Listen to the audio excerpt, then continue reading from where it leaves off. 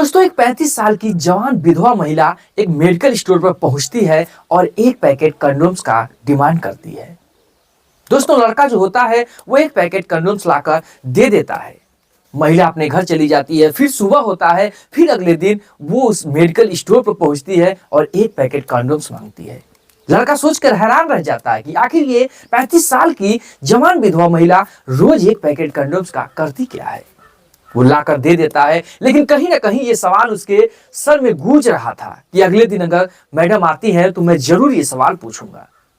अगला दिन सुबह होता है, फिर वो महिला उस मेडिकल स्टोर पर पहुंचती है और एक पैकेट कंडोम्स का डिमांड करती है। लड़का जो होता है वो लाकर दे देता है। देने के बाद फिर उस सवाल को पूछता है कि आखिर मैम आप इतने सारे कंडोम्स का क्या करती हैं। महिला हंसती है, मुस्कुराती है और साफ शब्दों में जवाब देती है कि अगर इसकी जानकारी आपको लेना है कि मैं इतने सारे कंडोम्स का क्या करती हूं तो तुम रात के 11 बजे मेरे घर पे आ जाना। आप पूरी सच्चाई को जान पाएंगे कि मैं आखिर इतने कंडोम्स का क्या करती हूं। लड़का जो था वो खुश हो जाता है कि आखिर में इस जानकारी को प्राप्त करना चाहिए कि आखिर ये क्या करती है। शाम होती है, रात होती है। उसके बाद वो लड़का जो होता है उस जवान विधवा महिला के घर रात के 11 बजे पहुंचता है कि आखिर इतने सारे कंडोम्स लाकर ये आंटी क्या करती हैं। पहुंचने के बाद जब वहां की सच्चाई को देखता है तो इसके होश उड़ जाते हैं, माथे से पसीना छूट जाता है कि आखिर में समाज में कैसे कैसे लोग हैं। अपनी हवस को पूरा करने के लिए लोग किस हद तक गिर सकते हैं, कैसे कैसे कारनामे कर सकते हैं।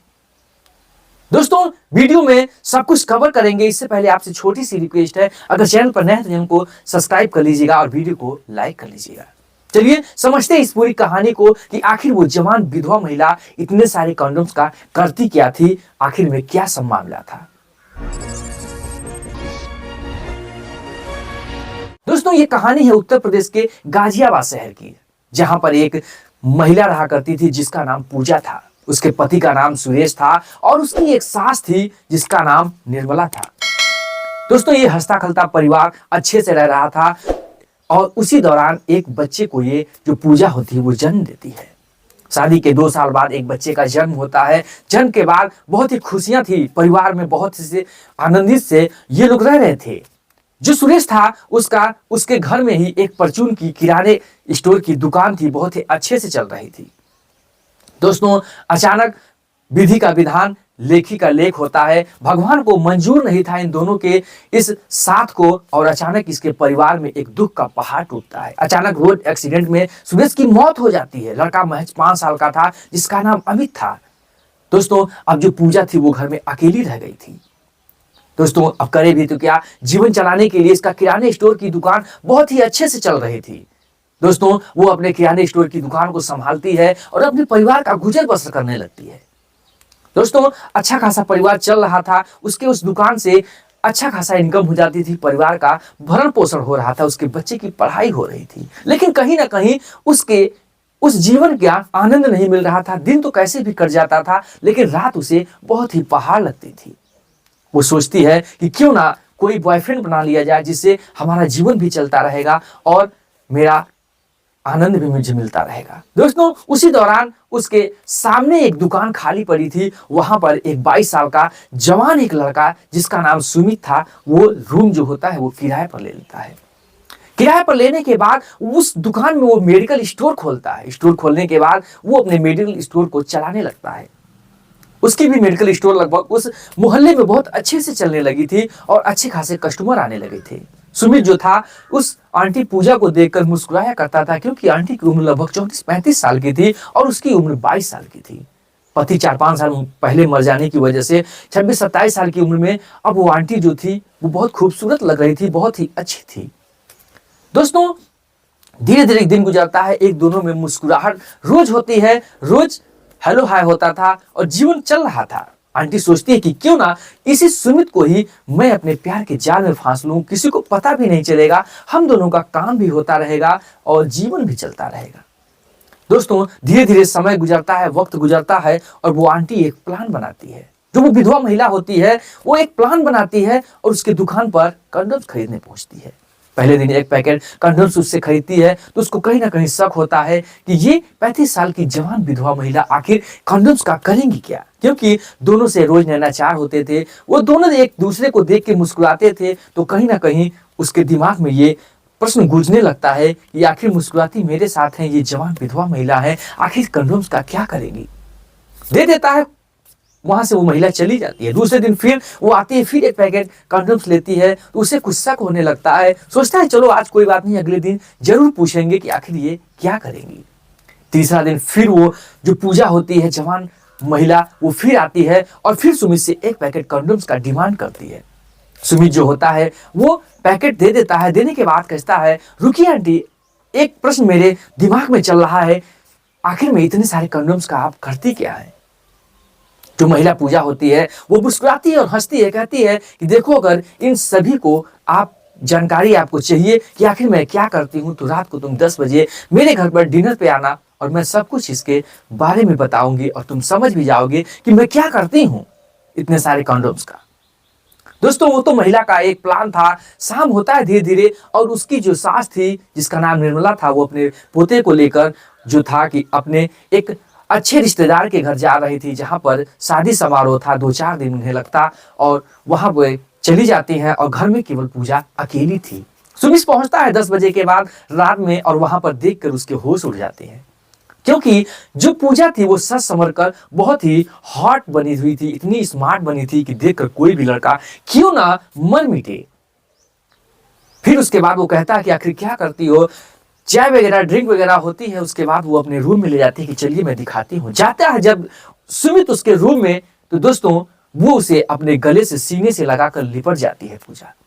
सुमित से कहती है मैं तुम्हें बेतहा मोहब्बत करती हूँ, तुमसे मैं बहुत गहराई से प्यार करती हूँ और तुम्हें मुझे बहुत अच्छे लगते हो और मैं तुम्हें इम्प्रेस करने के लिए तुम्हारे मेडिकल स्टोर पर जाके रोज कंडोम्स लाती थी कि ये तो मेरा बहाना था तुमसे मिलने के लिए, तुमसे बातें करने के लिए और मेरा कोई मकसद नहीं था।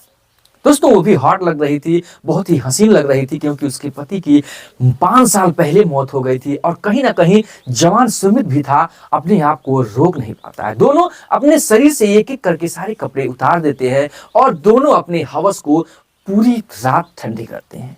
दोनों की जब तक हवस मिट नहीं जाती दोनों लगातार रहते हैं और कहीं ना कहीं उस पूजा को उसका चरम सुख मिल रहा था और उसे बहुत ही आनंद आ रहा था। तो दोस्तों पूरी रात वो लोग अपने जीवन का आनंद लेते हैं और सुबह हो जाता है। जो सुमित होता है अपने घर चला जाता है, अपने जीवन में वो भी खुश था, कहीं ना कहीं दोनों को पछतावा नहीं हो रहा था। फिर सुबह होता है, अपने अपने काम पर लग जाते हैं और दोनों अपनी दुकानों पर अपना काम देखने लगते हैं। दोस्तों एक दूसरे का इसी प्रकार से सिलसिला बन जाता है और 4-5 दिन तक रोज यही काम होता है। दोनों इस बात से वाकिफ थे कि हम लोग क्या कर रहे हैं, लेकिन दोनों को पछतावा नहीं था। दोनों को आनंद मिल रहा था, दोनों को चरम सुख मिल रहा था, इसलिए किसी को किसी चीज से मतलब नहीं थी। तभी दादी जो होती हैं, जो उनकी सास होती हैं, वो वहां से वापस आ चुकी थी। अब दोनों का मिलना बहुत कठिन हो गया था और कहीं ना कहीं 4-5 दिन के इस प्यार भरी गहराई में जो पूजा थी वो लिपट गई थी। अब दोनों को इसकी जरूरत पड़ गई थी, दोनों को ये लत लग गया। तो कहीं ना कहीं पूजा अपने आप को बर्दाश्त नहीं कर पा रही थी, उसके बिना अब उसे रहना वाकिफ नहीं लग रहा था। दोस्तों अब उससे बात करती, उसके बिना वो रह नहीं पाती थी। दिन तो कट जाता था लेकिन रात उसके लिए बहुत बड़ा बोझ हो गई थी। अब वो लोग उसी दुकान में मिलने लगे थे। कुछ दिन सिलसिला इसी प्रकार से चलता है। फिर उसके बाद पूजा जो होती है वो प्लान बनाती है क्यों ना अपनी सासू माँ को ही रास्ते से हटा दिया जाए, जिससे कि हम लोगों का रास्ता आसान हो जाएगा और हम लोग अपने ही घर में अच्छे खासे अपने प्यार का अंजाम देंगे और अपनी हवस पूरी करेंगे। दोस्तों हवस के चक्कर में पूजा को कुछ नहीं दिखाई दे रहा था, अपनी सास, अपनी माँ जैसी सास नहीं दिखाई दे रही थी। दोस्तों ये दोनों लोग प्लान बनाते हैं और उसकी सास का मर्डर कर देते हैं। मर्डर करके पास के ही ले जाके एक झील में फेंक देते हैं। दोस्तों 2-4 दिन तक ये अपनी हवस पूरी करते हैं। बेटा सो जाता था और ये दोनों उसी घर में रंगरलियां मनाते थे। दोस्तों कुछ समय बीतता है और पुलिस प्रशासन को ये लाश का खबर मिलती है और पोस्टमार्टम के लिए जाती है तो पता चलता है ये इसकी जो है कि सास है। दोस्तों तहकीकात में कुछ पता नहीं सामने चलता है, लेकिन एक वहां का एक शराबी आदमी था जो वहां पर ब्यूरो की तरह घूमता था, वो ये सब कारनामे देखा हुआ था कि आखिर ये उसके दुकान में जाकर ये लोग ऐसा ऐसे कारनामे वारदात देते हैं। तो इस वजह से वो इसकी पुष्टि जो है पुलिस को कर देता है कि मैंने इसके साथ सुमित के साथ पूजा को नाजायज संबंध बनाते हुए देखा है। हो सकता है इन दोनों लोगों का ही हाथ हो।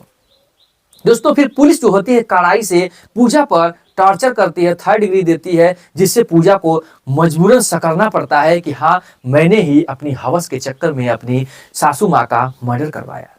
दोनों अपना जुर्म कबूल कर लेते हैं क्योंकि पुलिस के डंडे के सामने कोई भी झूठ नहीं बोल पाता और सच्चाई आप भी जानते हैं कि छुप नहीं सकती बनावट के वसूलों से, खुशबू आ नहीं सकती कागज के फूलों से।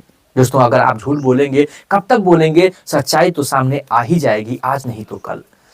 दोस्तों अपनी ही सास के मर्डर के जुर्म में वो जेल चली गई और सुमित को भी जेल जाना पड़ा। दोनों का खस्ता खिलता परिवार बर्बाद हो गया, दोनों की दुकानें जो थी उजड़ गई, दोनों जेल की सलाखों के पीछे चले गए। बस किसके लिए? केवल एक हवस के चक्कर में दोनों अपने आप को कंट्रोल नहीं कर पाए और अपना जीवन बर्बाद कर लिए। दोस्तों दोनों की चार्जशीट डायल होती है और उधर कोर्ट जो है कि सजा इन लोगों को तय करेगी कि आखिर यह सजा क्या मिलेगी। दोस्तों कमेंट बॉक्स में आप भी बताइएगा कि ऐसे लड़के और लड़कियों के लिए कैसी सजा मिलनी चाहिए और कमेंट बॉक्स में अपने जिले का नाम लिखकर जरूर भेज दीजिएगा। दोस्तों कहानी सुनाने का मकसद हमारा किसी के भावनाओं को ठेस पहुंचाना नहीं है, बल्कि आपको जागरूक करना है कि घटना किसी के भी साथ हो सकती है। दोस्तों फिर मिलेंगे ऐसी इंटरेस्टिंग और इमोशनल कहानी लेकर। जय हिंद, जय भारत, वंदे मातरम।